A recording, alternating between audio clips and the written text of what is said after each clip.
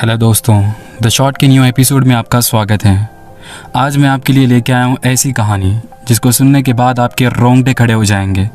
ऐसी कहानी जिनको सुनने के बाद आपकी नींद पूरी नहीं होगी। अगर आप इसको as a bed time story सुन रहे हो तो ध्यान रखना, अपने आप का ख्याल रखना। दोस्तों, अच्छे एक्सपीरियंस के लिए मैं आपसे रिक्वेस्ट करता हूँ कि अपने कानों में हेडफोन डालें ताकि बैकग्राउंड आवाज़, बैकग्राउंड नॉइस सारी आपको सुनाई ना दे। और मैं आपसे रिक्वेस्ट करता हूँ कि हेडफोन डाले रखें ताकि आपको बेस्ट एक्सपीरियंस मैं इस कहानी के थ्रू देने वाला हूँ। ये कहानी की ओर बढ़ते हैं। ये स्टोरी है एक शहर की जिसका नाम है हैदराबाद। हैदराबाद में एक फैमिली रहा करती थी जिनमें 2 बच्चे और 2 पेरेंट्स थे। बच्चों का नाम था रोहन और प्रिया और उनके माता पिता एक घर में रहा करते थे। समर वेकेशन चल रहा था, बच्चों की छुट्टियां थी और ऑफिस की छुट्टी थी, तो इन्होंने डिसाइड किया कि अपने मामा के घर चलते हैं समर को एंजॉय करने के लिए, समर हॉलीडेज़ वहाँ पे बिताने के लिए। वो डिसाइड कर दूसरे दिन अपना सामान सारा पैक करते हुए अपने मामा के घर जाते हैं। मामा के घर जाने के बाद वहाँ पे मामा उन्हें सजेस्ट करता है कि यहाँ पास के गाँव में एक सुंदर सा वाटरफॉल है, वहाँ पर हम जाएंगे और इन्जॉय करेंगे। तो अब रोहन के पापा भी हाँ कह देते हैं, प्रिया की मम्मी भी हाँ कह देती है।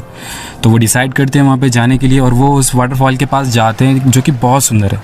वहाँ कुछ सामान लेकर जाते हैं वो अपनी कार में, वो कार लेकर आए थे, तो उसी कार में वो पास के गांव में जाते हैं और वाटरफॉल आ जाता है। वहाँ पे उतरते हैं।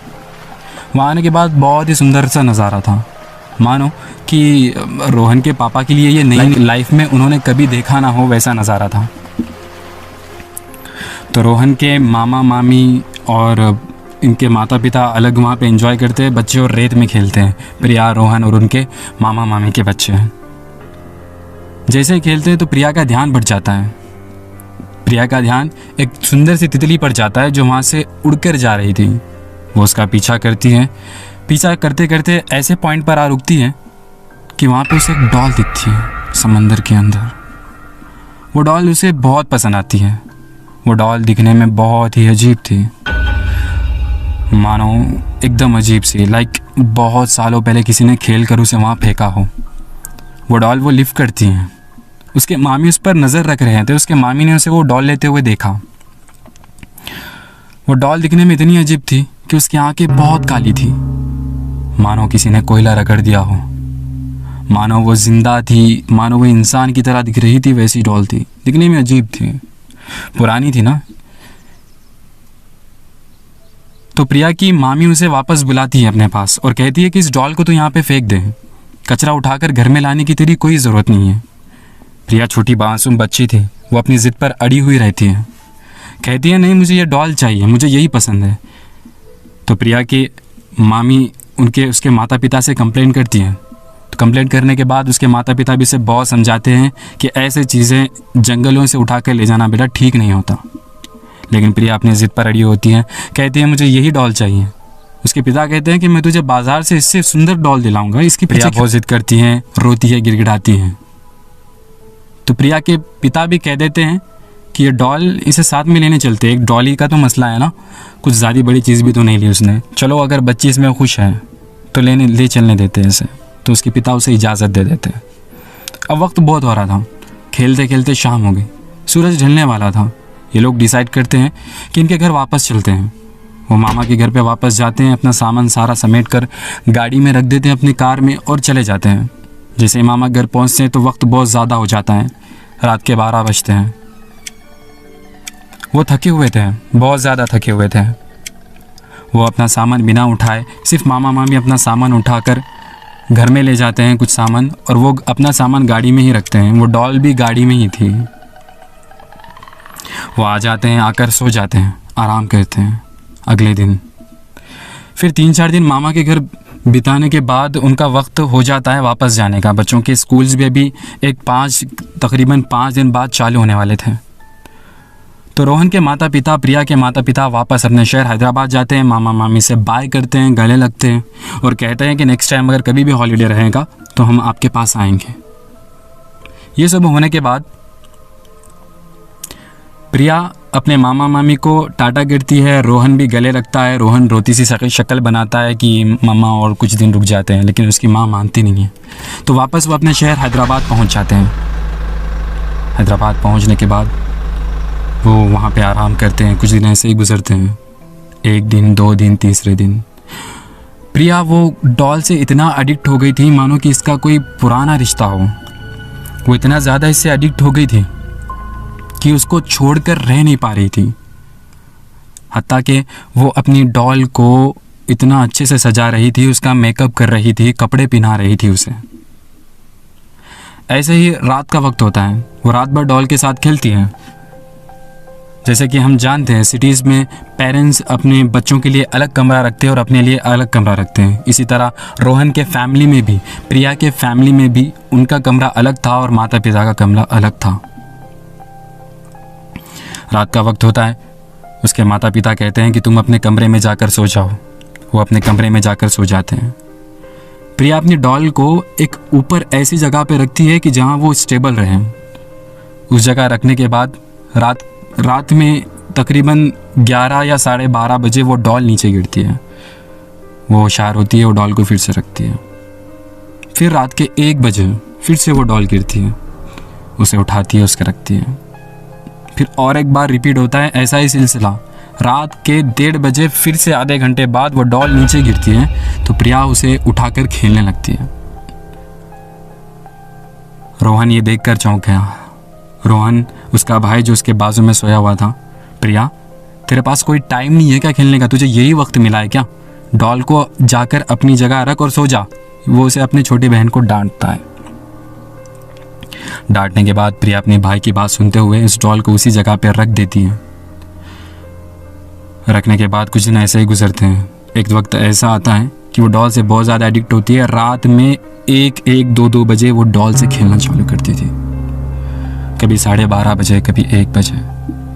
यह बिहेवियर उसका देखते हुए रोहन अपने माता पिता को जाकर कंप्लेंट करता है।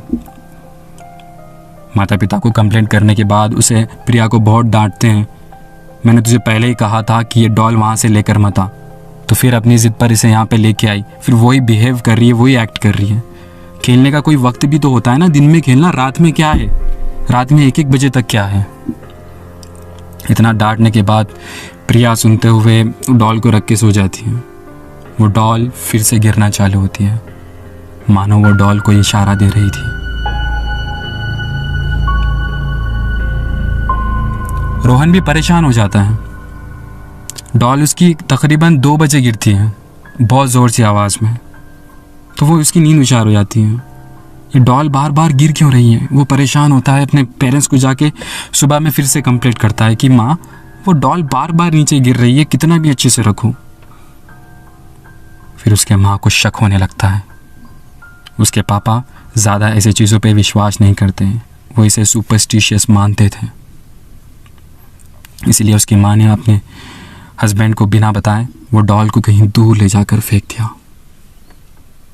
फेंकने के बाद तीसरी रात जब प्रिया, जो दूसरी रात होती है जब प्रिया अपने कमरे में जाकर सोती है, वो डॉल उसके पास नहीं होती।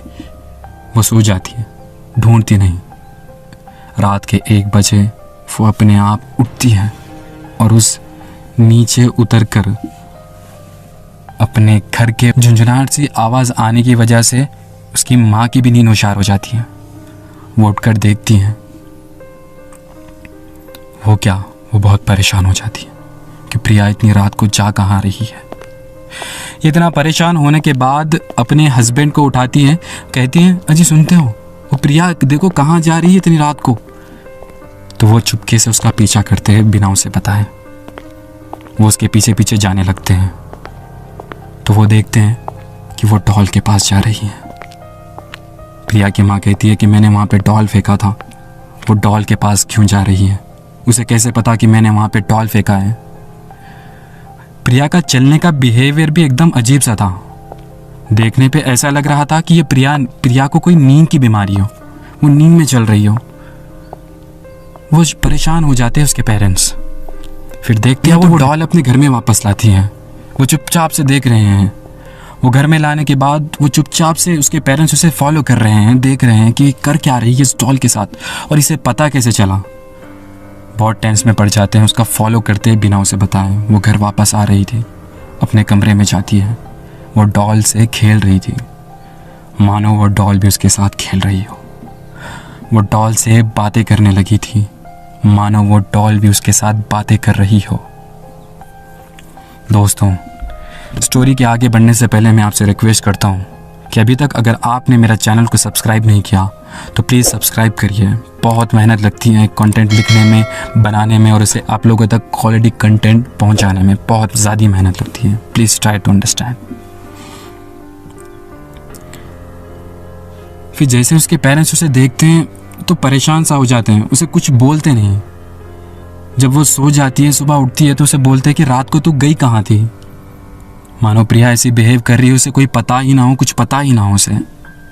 उसकी माँ उसे ज़ोर से थप्पड़ लगाती है, कहती हैं कुछ शर्म है तुझे बात की, कितना परेशान कर रखा है तूने, नहीं समझ आती तुझे बात, रात को अकेली कहाँ जा रही थी। प्रिया रोते हुए कहती है मम्मा मुझे कुछ पता नहीं, अब किस चीज़ की बात कर रहे हो, मैं तो घर में भैया के साथ सोई हुई थी। ये सारा बिहेवियर देखने के बाद उसकी फैमिली को अब शक होने लगता है कि कुछ ना कुछ तो राज इस डॉल के अंदर ही छुपा हुआ है। उसके पिता ये सुपरस्टिशियस मामले को कभी समझते नहीं थे, वो बहुत एजुकेटेड थे, उन्हें लगता है कि ये सब फालतू की चीज़ें हैं, वो मेंटली इल हैं। तो उसे हॉस्पिटल ले जाया जाता है, डॉक्टर के पास बताया जाता है। डॉक्टर कहता है कि इसको तो इंसोम्निया है, कि रात में नींद नहीं आती या रात में ठीक से सोती नहीं, इसलिए शायद ये परेशानी आपको देखने मिल रही है, ऐसे कोई चीज़ होती नहीं। लेकिन उसके माँ को पहले से ही शक था। सब सिलसिला चलने के बाद 2 दिन तक तो वो ठीक होती है, 2 दिन तक तो वो सही से सोती है डॉक्टर की दवाई से। लेकिन जब तीसरे दिन वो डॉल तो उसने बहुत दूर फेंक दिया था। रोहन के पिता ने, प्रिया के पिता ने उस डॉल को कार में ले जाकर इतने दूर फेंक कर रखा था मानो वो डॉल वहाँ पैदल चलकर जाना भी इंसान का नामुमकिन है। तो रोहन की फैमिली क्या करती है, प्रिया की फैमिली क्या करती है, अपनी बच्ची को है ना अपने बीच में लेकर सोती है। रोहन भी साथ में सोने लगा, वो कमरे में सोते नहीं ताकि इस पे पैरवाई हो, इस पे निगाह रहे कि ये उठकर वापस कहीं चले ना जाए। ऐसे ही सिलसिला चलता रहा। तीसरे दिन जब वो अपने फैमिली के साथ उसी तरह से सोती है बीच में, तो उनके पेरेंट्स को ऐसा लगता है कि वो साथ में है, मतलब बीच में सोकर है, लेकिन एक्चुअली ऐसा होता नहीं। रात का वक्त होता है, 12:30 बज रहे थे। ये दोनों रोहन की फैमिली, इनके माता पिता बहुत डीप गहरी नींद में सोए हुए थे। मानो ऐसा लग रहा था कि प्रिया उनके बीच में ही सोई हुई हो। लेकिन देखने में ऐसा लगता है रोहन रात के 12:30 बजे उठता है, टॉयलेट के लिए अपने मम्मा को उठाता है। तो मम्मा उठती है, अपने राइट साइड में देखती है तो प्रिया दिखती नहीं है, फिर अपने लेफ्ट साइड में देखती है तो फिर भी प्रिया दिखती नहीं है। वो परेशान हो गई थी एकदम से। अपने हस्बैंड को उठाकर कहती हैं कि देखिए हमारी बच्ची गई कहाँ, इतनी रात, मुझे तो बहुत डर लगने लगा है, ज़रा देखो तो सही। वो आसपास उसे ढूंढते हैं, नीचे ढूंढते हैं, कमरे में ढूंढते हैं, बाहर आंगन में ढूंढते हैं, किलोमीटर तक सफ़र कर ढूंढते हैं। इतना ढूंढने के बाद भी वो मिलती नहीं। लेकिन एट लास्ट बचा हुआ उसका एक बाथरूम था जहाँ रोहन टॉयलेट के लिए जाने वाला था। रोहन टॉयलेट के लिए अपना दरवाज़ा खोलता है टॉयलेट का। जैसे ही दरवाज़ा खोलता है वो देख के परेशान हो जाता है, अपनी मम्मी को चिल्लाकर बुलाता है, मम्मा पापा ज़रा इधर आकर देखना ये क्या है। उसके मम्मा पापा इतना चिल्लाने के बाद पहले तो वो टेंस में थे, घबराए हुए थे। वो आकर बाथरूम में देखते हैं तो प्रिया उस डॉल के साथ वहाँ पे बैठी हुई थी। अब उसके पेरेंट्स बहुत परेशान होने लगे, उसे देखकर घबरा गए, डर गए, मानो उनके पसीने छूट रहे हैं। रोहन का पिता कहता है कि मैंने इस डॉल को तकरीबन यहाँ से 80 किलोमीटर दूर फेंका था, पर इसके पास ये डॉल आई कहाँ से, और ये ऐसी क्यों लग रही है, और ये बाथरूम में बैठी क्यों है। वो रोने लगता है, वो घबराने लगता है, उसकी बीपी हाई होने लगती है। उसकी माँ वो देखकर परेशान होने लगते हैं कि बेटा तू ये क्या हाल बना रखा है अपना। तो बेटी एक अलग ही अंदाज में हंस रही है, मानो वो प्रिया की आवाज़ नहीं। वो कहने लगती है हंसते हंसते कितनी दूर तक फेंकोगे तुम मुझे? कहाँ तक ले जाओगे? तुम इंसानों ने मेरा जीना हराम कर रखा है, पहले भी हराम कर रखा था, अभी भी हराम कर रखा है। कहाँ तक फेंकोगे तुम मुझे? तुम जहाँ तक भी फेंकोगे मैं वापस आती रहूँगी, बदला लेती रहूँगी। ऐसा कहकर वो अनकॉन्शियस हो जाती है। ये देखते हुए रोहन के पिता बहुत परेशान होते हैं। अब वो इतना सुपरस्टिशियस मानते थे इन चीज़ों को, वही सलाह देते हैं कि चलो किसी तांत्रिक के पास चलते हैं और इसको दिखाते हैं। वो डॉल भी अपने साथ लेकर कार में बैठकर बिना किसी को बताए तांत्रिक के पास जाते हैं। जंगल के रास्ते बीच तांत्रिक संन्यास करता हुआ बैठता है, तो उस तांत्रिक के पास जाते हैं। तांत्रिक के पास जाने के बाद सारा किस्सा सुनाते हैं। तांत्रिक कहता है, उस लड़की को और उस डॉल को मेरे सामने लाओ, उस गुड़ी को मेरे सामने लाओ। जैसे ही वो गुड़ी और डॉल को सामने लाते हैं तो एक मंत्र वंत्र फूंक कर अपने हाथ में कुछ लेकर वो डॉल पे मारता है। जैसे डॉल पे मारता है तो डॉल के अंदर से खून निकलने लगता है। उसके जिस्म से एक इंसानी खून निकलने लगता है। अपने शोल्डर साइड से निकलने लगता है, पेट के साइड से निकलने लगता है, सर के साइड से निकलने लगता है। मानो किसी ने वहाँ पे उसके चाकू कुफस दी हो, मानो किसी ने उसे वहाँ पे चाकू कुपस कर मारा हो। ये देखकर रोहन के माता पिता बहुत परेशान होते हैं। प्रिया के माता पिता बहुत ज़्यादा परेशान हो जाते हैं कि कहते हैं कि ये क्या है। फिर वो डॉल बात करने लगती है। जैसे बात करने लगती है, तांत्रिक उनसे दरख्वास्त करता है कि तुम यहाँ से थोड़ी देर दूर चले जाओ, मुझे इससे बात करनी है। वो सारा किस्सा सुनता है। सुनने के बाद कहता है कि तुमने इस मासूम लड़की को पकड़ा क्यों, कि तुम इस मासूम लड़की के पीछे पड़ी क्यों हो? तुम्हारा क्या बिगाड़ा है इसने जो तुम इसके पीछे आ रही हो? इतना सुनाने के बाद वो डॉल कहती है, मैं भी तो मासूम ही हूँ ना, मैंने क्या बिगाड़ा था तुम इंसानों का जो तुमने मेरे साथ इतना ज़्यादा जुल्म किया? मैं जहाँ भी जिसके भी जिस्म में आऊँगी, जहाँ भी आऊँगी, सब इंसानों का कत्ल करते रहूँगी, क्योंकि मुझे अब इंसानों से नफ़रत है, क्योंकि मुझे अब इंसानों से बहुत ज़्यादा नफ़रत है। तुम लोगों ने जो मेरे साथ किया है, क्या मैं मासूम नहीं थी? सारा किस्सा सुनने के बाद तांत्रिक उससे पूछता है तो सारा किस्सा, सारा मामला उसके सामने आ जाता है, मालूम होता है। वो रोहन के माता पिता को कुछ कहता नहीं है। वो डॉल को लेकर अपने मुरीदों से कहता है कि इसको कहीं दूर जाके दफना दो। तांत्रिक को भी पता था कि ये एक पास्ट में बिना पाप किए हुई आत्मा है, यानी इसने कोई गुनाह किया नहीं। ये एक मासूम सी आत्मा है, इसे वश में करना बहुत ज़्यादा मुश्किल है। दोस्तों, कहानी के आगे जाने से पहले मैं आपसे रिक्वेस्ट करता हूँ कि हेडफोन को अच्छे से बांधे रखें, और अगर आपको डर हो रहा है तो वीडियो को यहीं स्किप करना।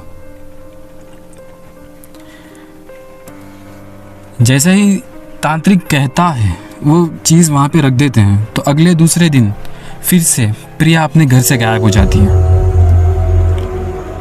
घर से गायब होने के बाद वो सारी कंप्लेंट पुलिस स्टेशन में फाइल करते हैं। सब कुछ हो जाता है।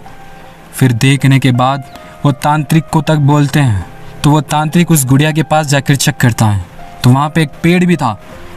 उस पेड़ पर बांधी हुई सेम एज इट इज़ जैसे गुड़िया दिखती है, वैसा ही मेकअप कर कर उसकी आंखों पे कालापन, उसके बाल बिखरे बिखरे हुए, वो पुरानी सी, मानो उसकी मौत होकर 10 दिन हो गए हों, वैसी लाश उस पेड़ पर बांधी हुई थी।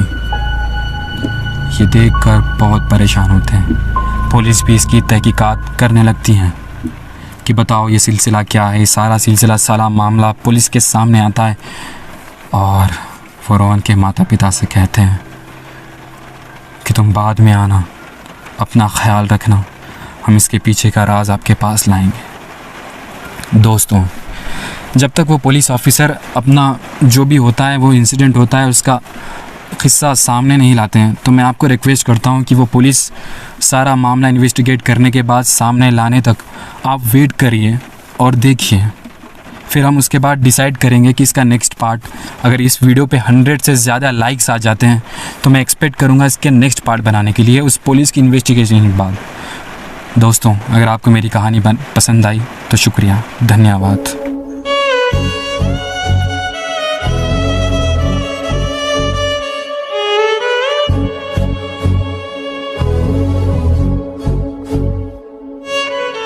हेलो दोस्तों, ये कहानी है रवि और राकेश की।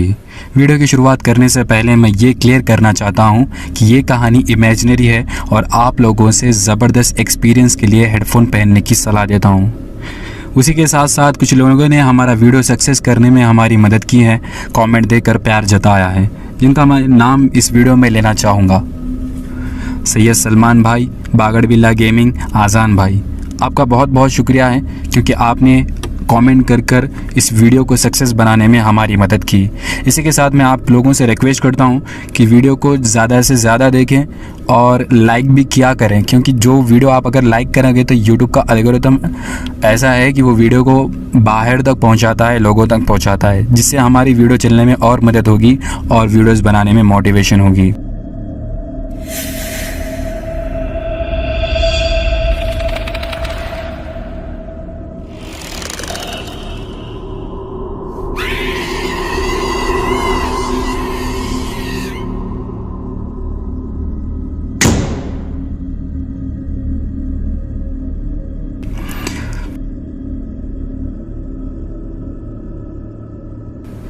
चलिए मेन मुद्दे पर आते हैं और कहानी की ओर चलते हैं। अपने अंदर हौसला रखना और अकेले देख रहे हो तो ज़रा संभल कर।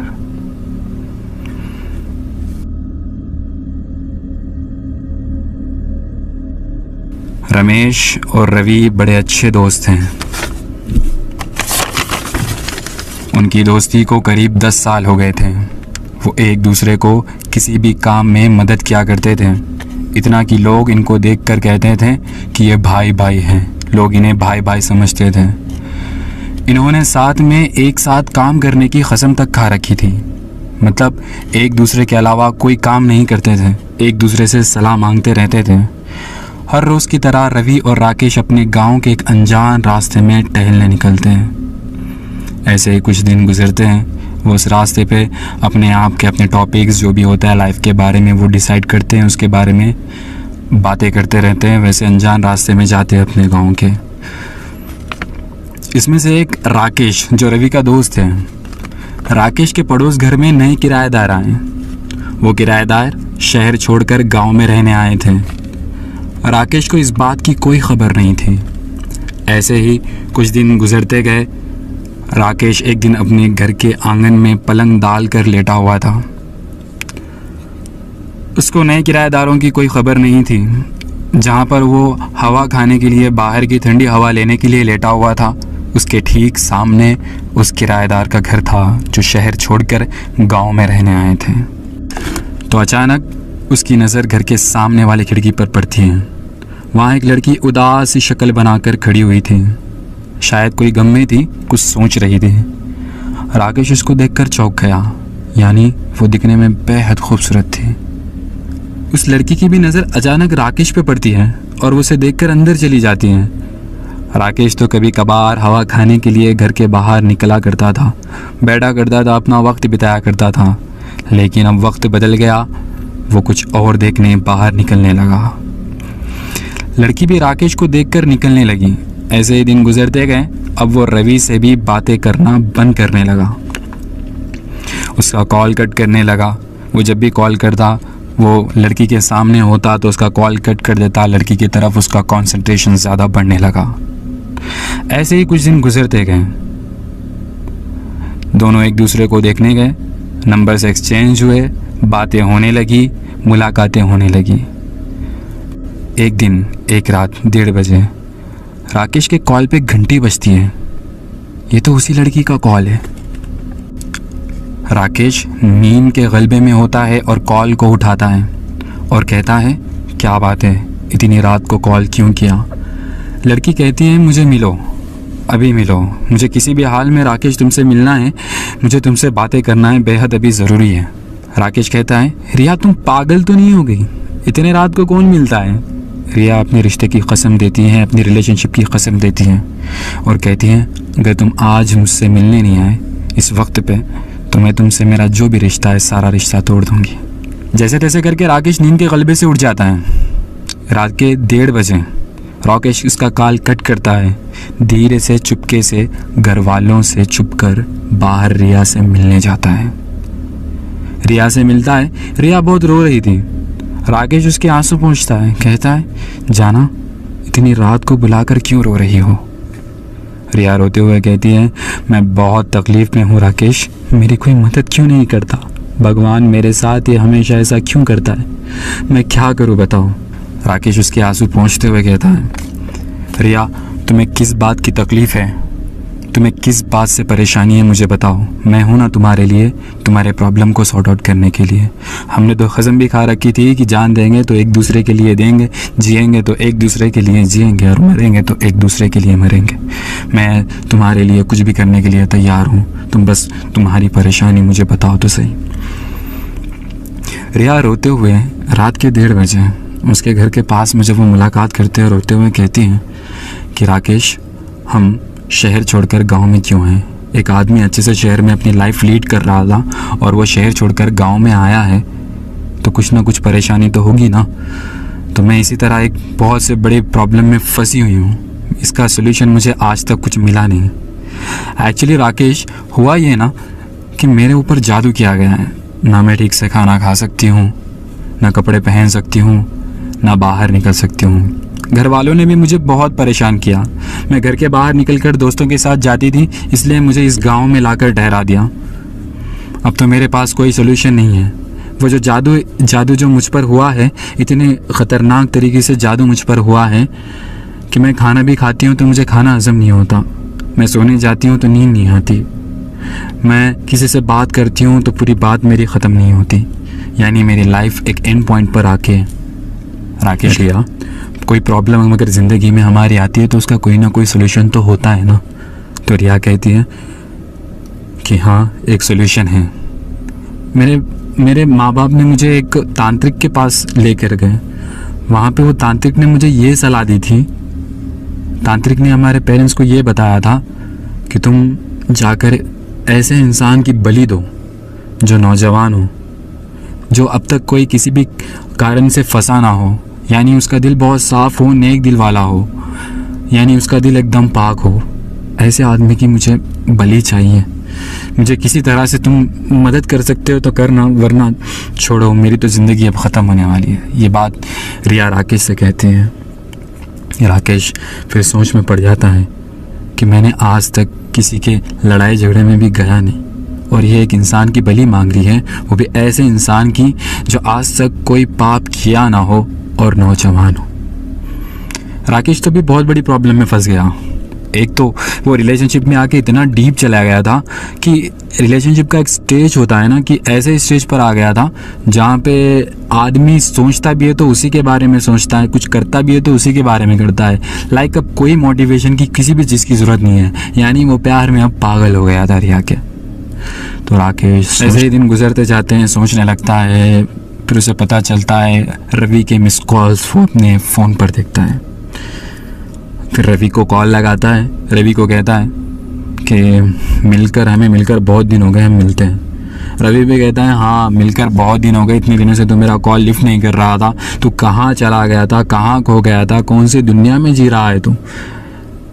इसी तरह दोनों मिलने की बात करते हैं, वही सड़क के पास मिलते हैं जहाँ पर वो हमेशा मिला करते थे, जहाँ पर हमेशा अपनी लाइफ का डिसीजन लिया करते थे। उसी तरह फिर राकेश और रवि वही गांव के रास्ते में टहलते हुए, इस टॉपिक पर डिस्कशन ना करते हुए, राकेश कुछ भी नहीं बताता है, रवि बस अपनी सुनाता रहता है कि ब्रो तू इतने दिनों से मुझे मिला नहीं, बात नहीं की, क्या हो गया, तूने इतने कस्में खाई थी, कुछ परेशानी है तो मुझे बताना, मैं तेरे लिए सॉर्ट आउट करने के लिए हूँ। हमारे दोस्ती को करीब 10 साल हो गए, आज तक ऐसी कोई प्रॉब्लम नहीं आई, एक दूसरे को मिले बिना हमारा दिन नहीं गुजरता था, और आज तुझे देख रहा हूँ 8 दिन से तेरा बिहेवियर एकदम इतना चेंज हो गया है कि तू मेरा कॉल तक लिफ्ट नहीं करता। राकेश भी उसको बात करते करते डाइवर्ट करता है कि नहीं ब्रो, कुछ ऐसे परेशानी थी, मैं बीमार था, मिलने का मूड नहीं था, थोड़ा ऐसे। फिर धीरे धीरे वो जैसा ही सामने जाते हैं, राकेश के दिमाग में कुछ ख्याल आया। मतलब राकेश अब रवि को दोस्त की नज़र से देखना बंद कर दिया था। अब उसको ऐसी नज़र से देखने लगा कि अब वो उसका कोई नहीं लगता। अब उसके दिमाग में बस रिया की बातें आ रही थी, रिया की वो रात आ रही थी जिस रात में उन्होंने खस्में खाई थी। उसके दिमाग में बस रिया ही चल रही थी कि मैं अगर उसकी मदद नहीं करूँगा तो कौन करेगा, उसका क्या हाल होगा। इसी तरह कुछ देर पर चलने पर, थोड़ी दूर चलने पर राकेश के पास पीने का पानी होता है। वो एक ऐसी पानी बॉटल, एक छोटी पानी सी बॉटल होती है, तकरीबन वो 500 ml की थी। वो बॉटल में वो बेहोशी की गोली डाल कर लाता है, जो कि मिक्स हो जाती है, उसके अंदर डिज़ोल्व हो जाती है, इतना ट्रांसपेरेंट बन जाता है कि उसमें पता ही नहीं चलता।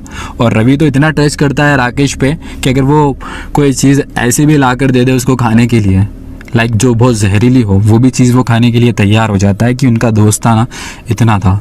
तो राकेश कुछ दूरी पर जाने के बाद वो पानी उसको पीने के लिए कहता है। क्यों वो पानी पीता है, पीने के बाद कुछ दूर चलने के बाद उसको रवि को चक्कर आने लगती है और वहाँ पे बेहोश हो जाता है।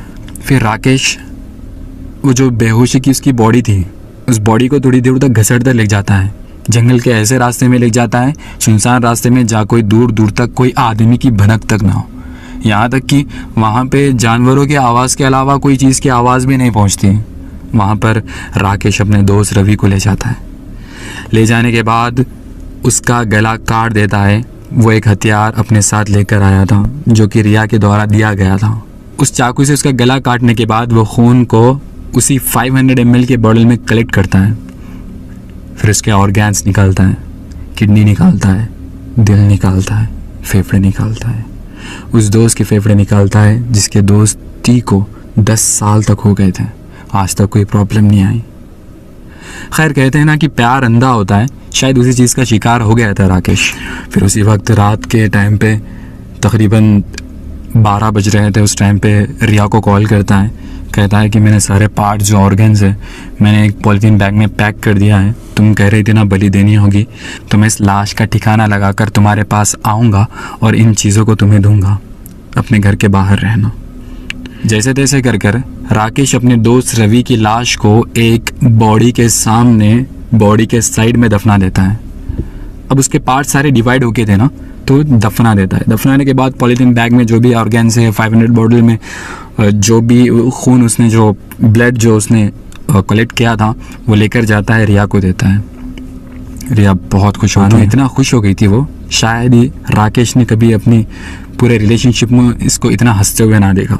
वो ऑर्गन्स लेती है, राकेश का शुक्रिया अदा करती है, अपने घर जाती है।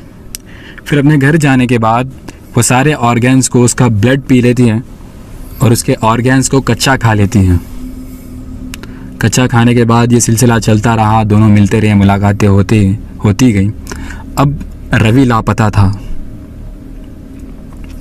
गांव वाले सारे परेशान होने लगे कि रवि तो मैंने परसों ही देखा था, रवि को अब दिख नहीं रहा। उसकी मिसिंग न्यूज़ गई, पुलिस स्टेशन पे कंप्लेंट गई। अब सब लोग राकेश पे सवाल करने लगे, क्योंकि ये दोनों का दोस्ताना इतना गहरा था कि अगर राकेश नहीं होता तो रवि की याद आती, अगर रवि नहीं होता तो राकेश की याद आती। इसी तरह सिलसिला चलता गया। राकेश अवॉइड करने लगा कि 1 महीने से हमारी मुलाकात ही नहीं हुई, 8 दिन से हमारी मुलाकात ही नहीं हुई, हम मिले ही नहीं एक दूसरे को। दिन चलता गया, दूसरे दिन, चौथे दिन, 5वें दिन रिया का कॉल आता है, फिर से 1:30 बजे रात को। फिर उसी अंदाज में वो एक दूसरे को मिलते हैं। मिलने के बाद रिया कहती हैं हंसते हुए, यानी मानो वो इस तरह से हंस रही थी, बल्कि वो रिया नहीं कोई और थी। मानो वो इस अंदाज में बात कर रही थी, वो रिया नहीं कोई और थी। ये देखकर राकेश चौंकने लगा, परेशान होने लगा कि मैं किससे बात कर रहा हूँ। रिया, तुम ये क्या एक्ट कर रही हो, क्या बिहेव कर रही हो, इतना हंस क्यों रही हो? वो हंसते हुए कहती हैं कि मैंने तेरे दोस्त की जान ले ली है बलि लेने के लिए। तो इतना नामुर्ख है कि एक लड़की को और उसकी आत्मा को पहचान ना सका। मैंने तुझे उसका कत्ल करवाया, मेरे आत्मा को मुक्ति नहीं मिल रही थी, मैं कैद थी, मुझे इसके अंदर फंसाया गया। ये लड़की जंगल में अकेले अपने दोस्तों के साथ जा रही थी, ये मुझे मिल गई थी। मूर्ख, तू समझा नहीं। अब मेरी तो मुक्ति हो गई, तो अपना बहुत प्यार करने का नशा चढ़ा हुआ था ना देखो रिया को लेकर, अब तो इससे प्यार कर, मेरी तो मुक्ति हो गई, मैं चली जाऊंगी। ये सब होने के बाद राकेश परेशान सा होने लगा। मतलब ऐसा सीन उसके सामने क्रिएट हुआ कि वो एकदम परेशान सा होने लगा, लाइक ये एक सपना था, फिर क्या था। एक तो उसने अपने पेरेंट्स के सामने अपनी इज्जत घटा ली थी, दूसरा, उसने अपना दोस्त खो दिया। तीसरा, उसने अपना प्यार खो दिया। ऐसा ही सिलसिला चलते गया। राकेश को रियलाइज़ हुआ। फिर एक दिन राकेश उस लाश के पास जाता है, रवि के पास, रोते रोते अपने किस्से सुनाता है, बताता है कि रवि, मैं इस सिलसिले में मैं आखिरी बार भी सच कहते कहते तुझे कुछ कह ना सका। एक लड़की के चक्कर में फंस कर मैंने तेरी जान ले ली। मुझे इसका बहुत पछतावा है। मेरा जीना भी कुछ गंवारा नहीं। ऐसे ही सिलसिला चलता गया। एक आदमी उस रास्ते से गुज़र रहा था, राकेश को रोता हुआ देखा। ये बात गांव में फैल गई। फिर सारे गांव वाले तहकीकात करने लगे कि ये राकेश इस बॉडी के पास आकर रो क्यों रहा है। ये इन्फॉर्मेशन पुलिस को पहुंचाई गई। पुलिस ने तहकीकात की तो सारा का सारा मामला सामने आया। क्या सच में एक लड़की के अंदर इस तरह भयानक आत्मा हो सकती है, या फिर वो लड़की कोई साइकोपाथ थी? कमेंट सेक्शन में अपनी राय बताना। राकेश को इसका पछतावा अपनी ज़िंदगी भर रहेगा, एक दोस्त का खोने का, एक प्यार का खोने का। ये सिलसिला पता चलने के बाद पुलिस जो है रिया को गिरफ़्तार करती है, रिया के पेरेंट्स को गिरफ़्तार करती है, उस तांत्रिक को भी गिरफ़्तार करती है जिसने इसको फंसाया है, जिसने इसको बलि देने के लिए कहा है। इस सिलसिले में कितने रिश्तेदार, कितने परिवार राकेश के उलझ गए। शायद इस कहानी का सेकंड पार्ट भी हो सकता है। वो आत्मा को मुक्ति सच में मिली है या नहीं मिली, हमें तो नहीं पता है। लेकिन अगर तुम्हारा नीचे कमेंट आएगा, अगर तुमको ये वीडियो पसंद आएगा, तो मैं 100% श्योर कि इसका सेकंड पार्ट भी मैं लेकर आऊँगा। एंड आई रिक्वेस्ट कि दिल और दिमाग कुछ कमेंट करने, इमोजीज कमेंट करने के बजाय I request you guys to comment something good, कि जिसकी वजह से हमें मोटिवेशन मिले ताकि आगे चलकर हम ऐसे वीडियोस बना सकें। Thank you for being till last.